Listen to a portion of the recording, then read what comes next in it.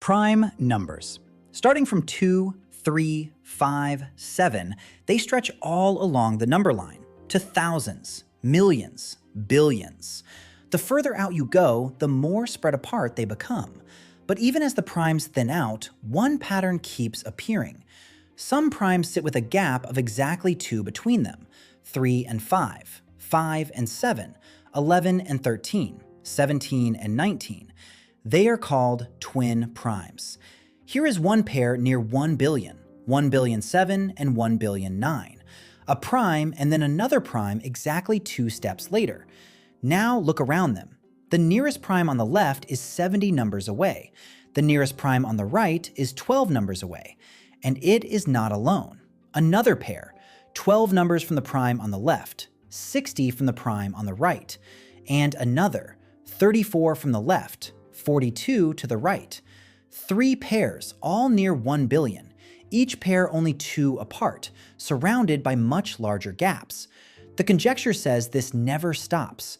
No matter how far along the number line you go, there will always be another pair of primes separated by exactly 2. That is what nobody can prove. Somewhere near 1 million, about 1 in every 14 numbers is prime.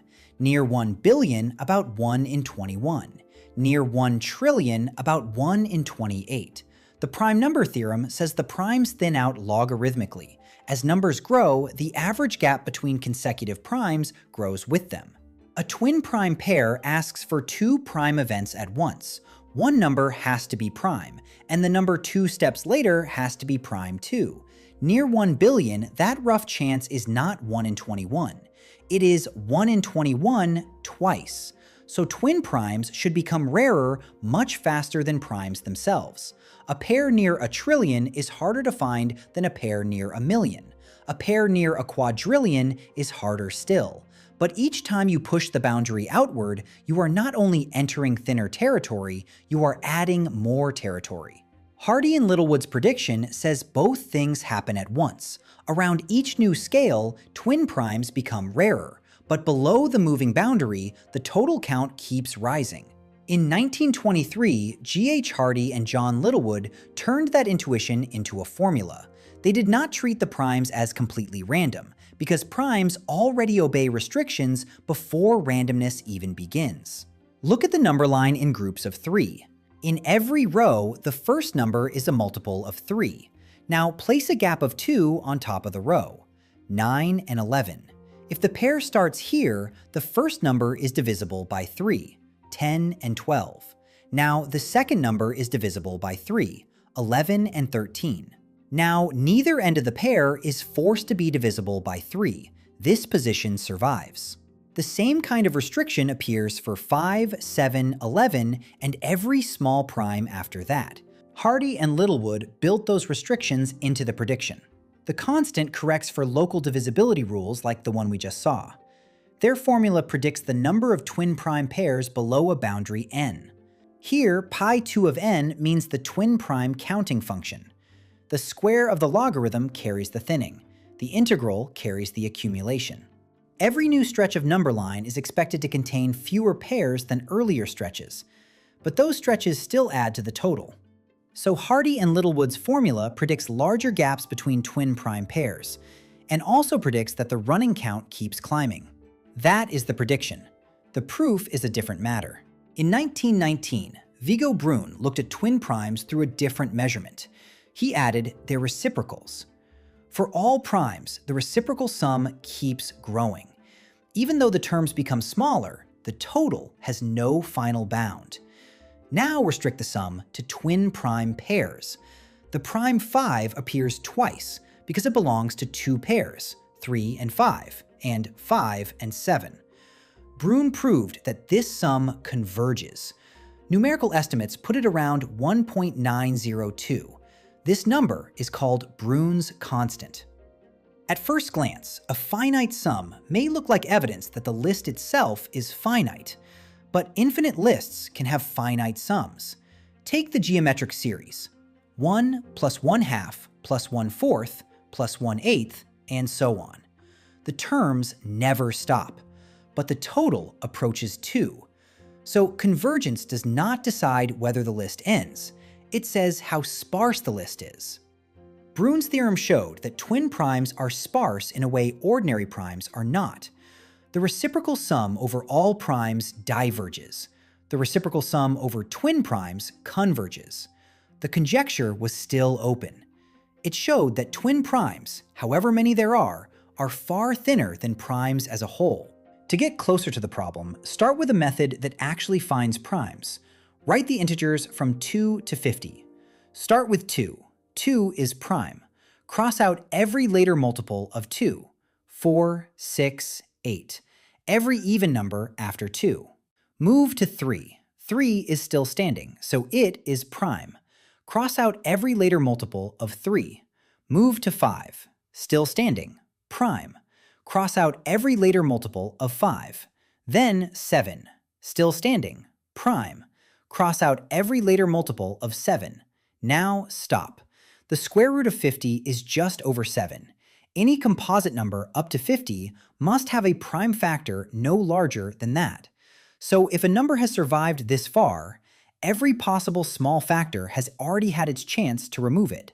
What remains are primes. Among them, the twin pairs are visible. This is the sieve of Eratosthenes. Up to 50, the survivors are exactly the primes. The twin prime conjecture is not asking for a finished list. It is asking for a proof that prime pairs keep appearing forever. Now, make the grid larger. This time, write the integers up to 300. Run only the first few passes. Multiples of 2. Multiples of 3. Multiples of 5.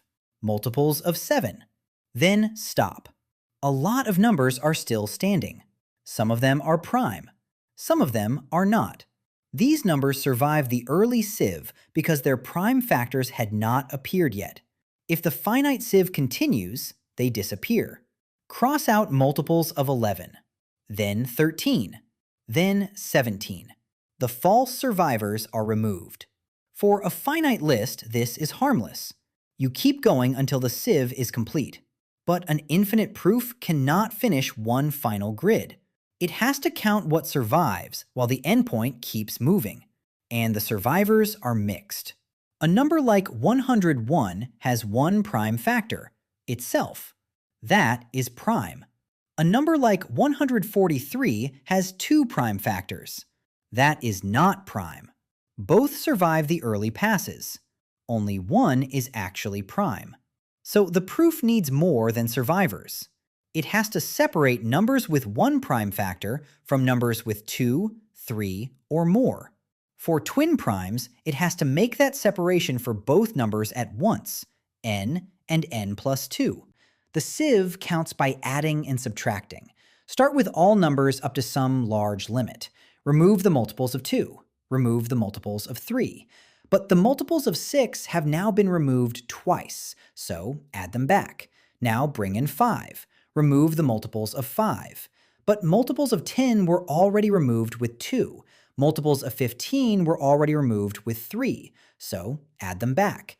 And multiples of 30 have now been added back too many times, so subtract them again. The signs are keeping track of how many prime factors are involved. 1 prime factor, subtract.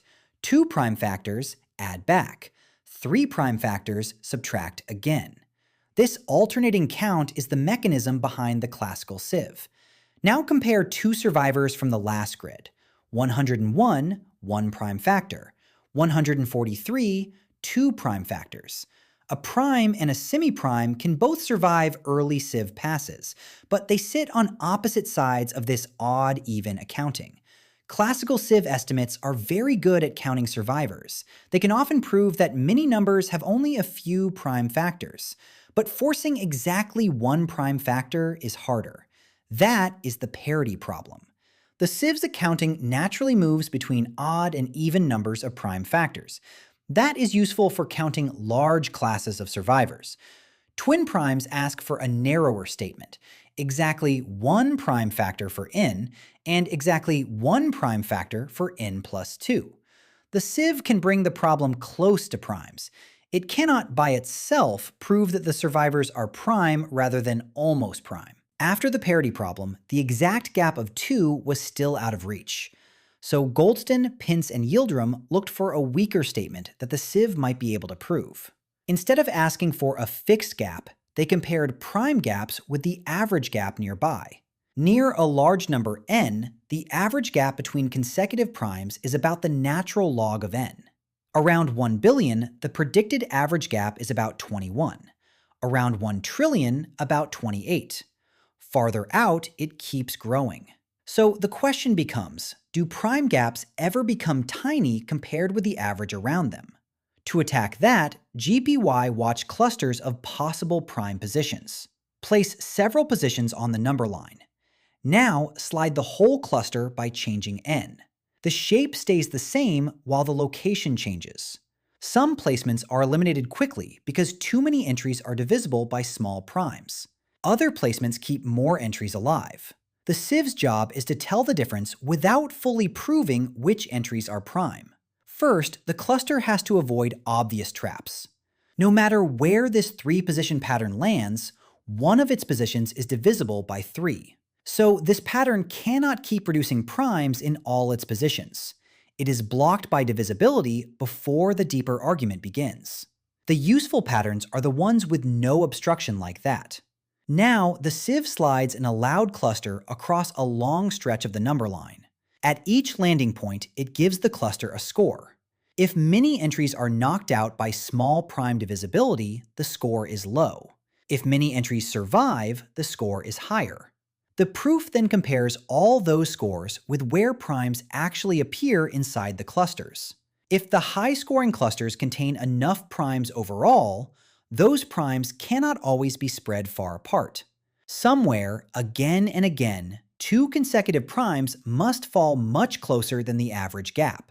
GPY proved this relative closeness. Measured against the average gap around them, prime gaps become arbitrarily small. No matter how far out the number line goes, there are places where the primes come much closer together than the average suggests.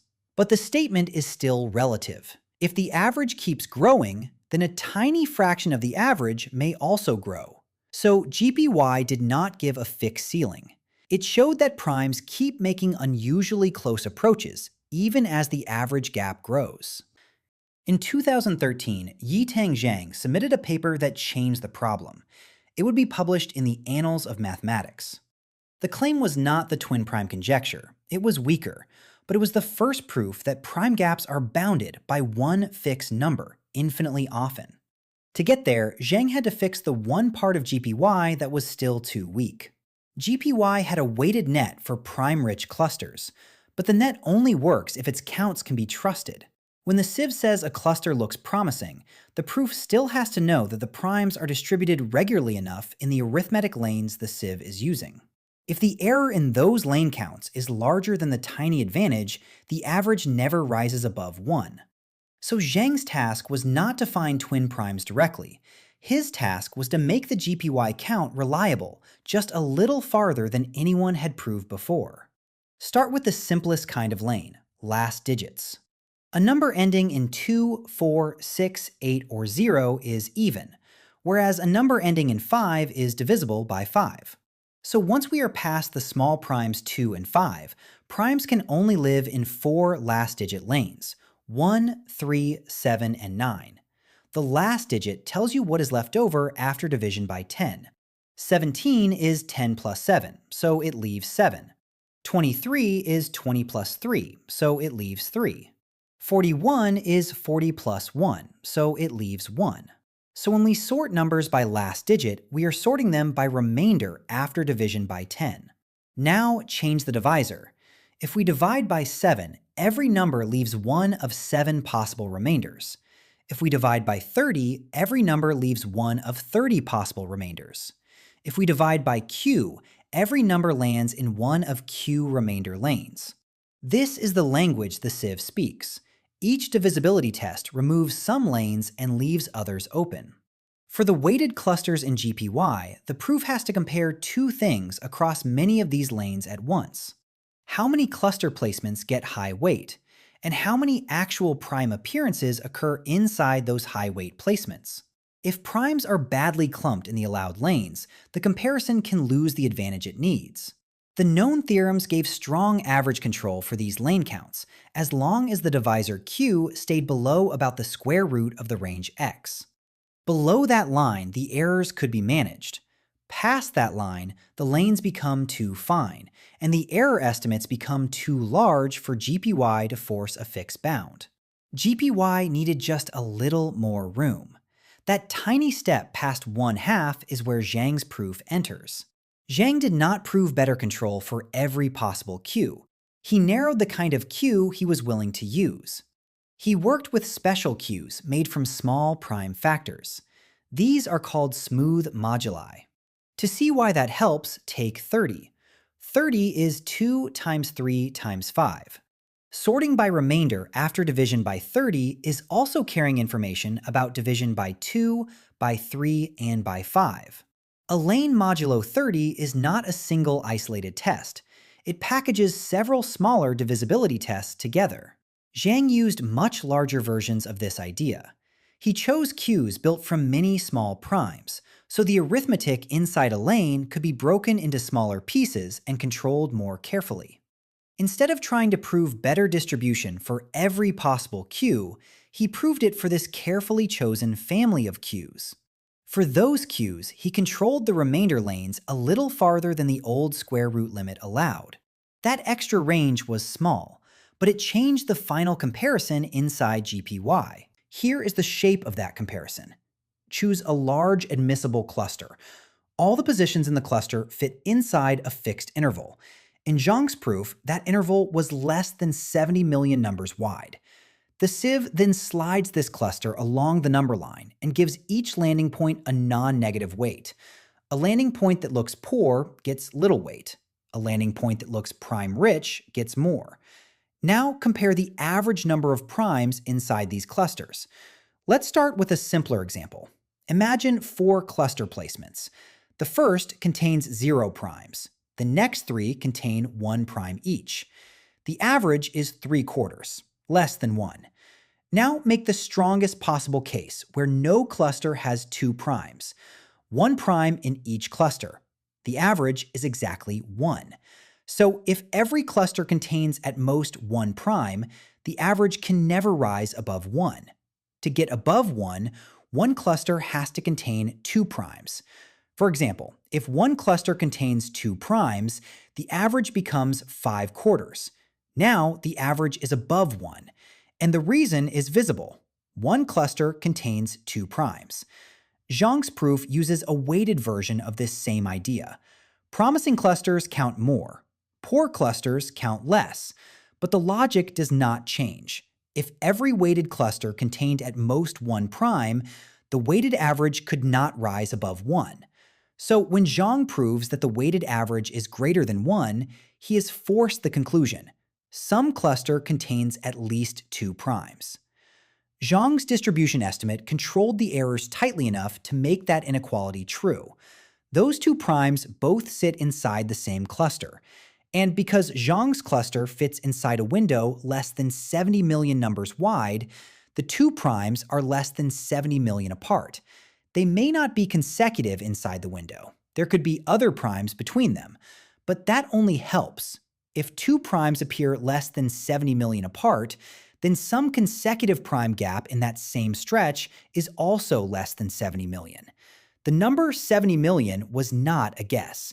It was the width of the window Zhang's estimates could force 2 primes into, infinitely often. 70 million is nowhere near 2. But before Zhang, every known proof still let the gap ceiling drift away with the average gap. Zhang pinned the distance down to an actual number, 70 million. For the first time, the proof did not just say closer than average. It said closer than this. Within weeks of Zhang's result, mathematicians began trying to lower the number. On June 4, 2013, Terence Tao proposed a Polymath project for bounded gaps between primes.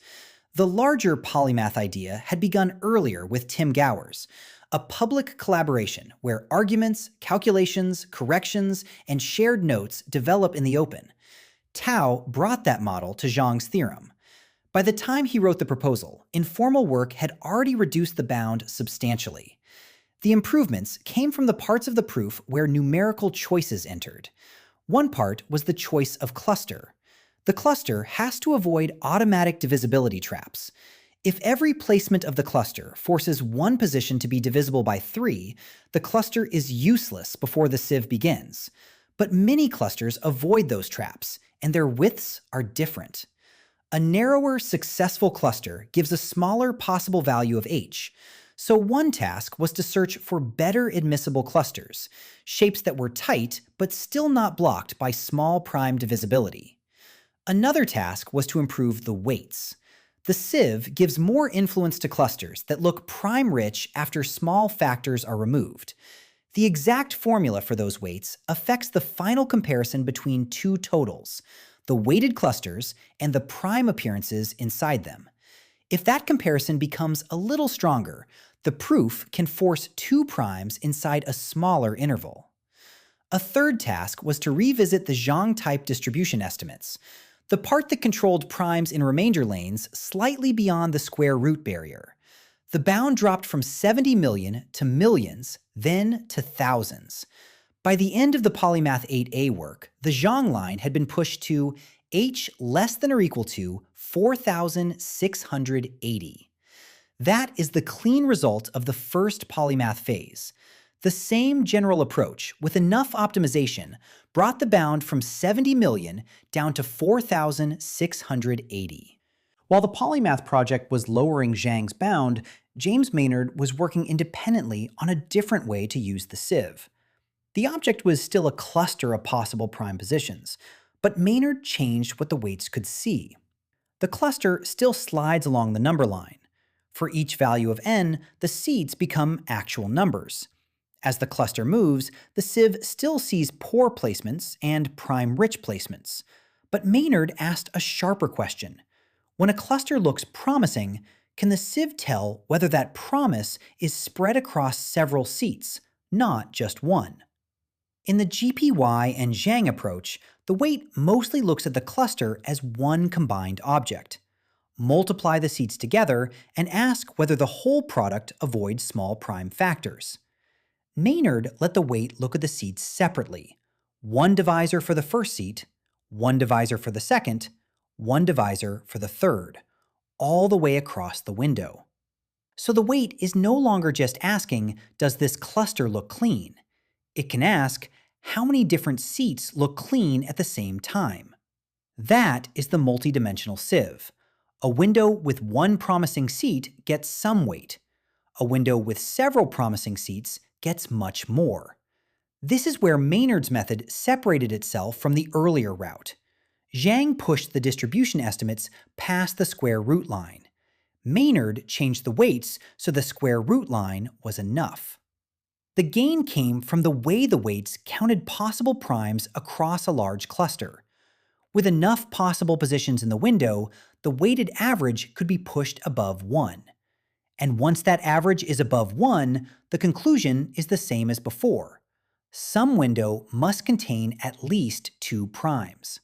Using this approach, Maynard proved that infinitely often, consecutive primes are at most 600 apart. In other words, his method made the window width 600. The same idea did not stop at 2 primes. If the weights can push the average number of primes in a window past 1, they can be adapted to push it past 2, or 3, or any fixed number. The window has to become larger as the target number of primes grows. But for every fixed number m, Maynard proved that some bounded interval contains at least m primes infinitely often.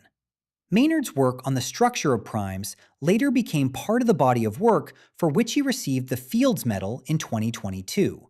After Maynard's work, the Polymath project entered a second phase, usually called Polymath 8b. This phase took Maynard's sieve and pushed the numerical optimization further. Better clusters, better weights, sharper computations. The unconditional bound came down again. This is the number often quoted today. Infinitely often, there are consecutive primes separated by at most 246. But this number needs to be read carefully. It does not say there are infinitely many prime pairs separated by exactly 246. It does not say the same gap repeats forever. It guarantees a ceiling. Somewhere inside a window of length 246, at least 2 primes appear. And because they are inside the same 246 wide window, the gap between consecutive primes is at most 246. The 2 primes might be 2 apart, or 6 apart, or 30 apart, or any distance up to 246. The theorem guarantees the ceiling. It does not name the exact gap. This is why 246 is not a progress bar with 244 steps left. The twin prime conjecture is not asking for any bounded window containing 2 primes. It asks for one exact pattern, a prime p and then another prime exactly 2 steps later. The current theorem says that bounded closeness happens infinitely often. The twin prime conjecture asks whether the smallest possible closeness happens infinitely often. Those are related statements, but they are not the same statement. A sieve can make a window contain at least 2 primes. Forcing the primes into 2 exact seats, separated by exactly 2, is much sharper. This is where the parity problem still matters. The modern methods got around enough of the barrier to prove bounded gaps. They did not erase the barrier completely. There are conditional results that show how close the method might get if stronger distribution conjectures were true. Under the Elliott-Halberstam conjecture, Maynard's method gives a much smaller bound. Under a stronger generalized version, Polymath 8b pushed the conditional bound to h less than or equal to 6. 6 is astonishingly close, but even 6 is not the twin prime conjecture. It would still mean that infinitely often, some prime gap is at most 6. It would not force the gap to be exactly 2. Unconditionally, we know that infinitely many prime gaps are at most 246. Conditionally, under stronger unproved assumptions, the number can fall as low as 6. But the gap of 2 remains open.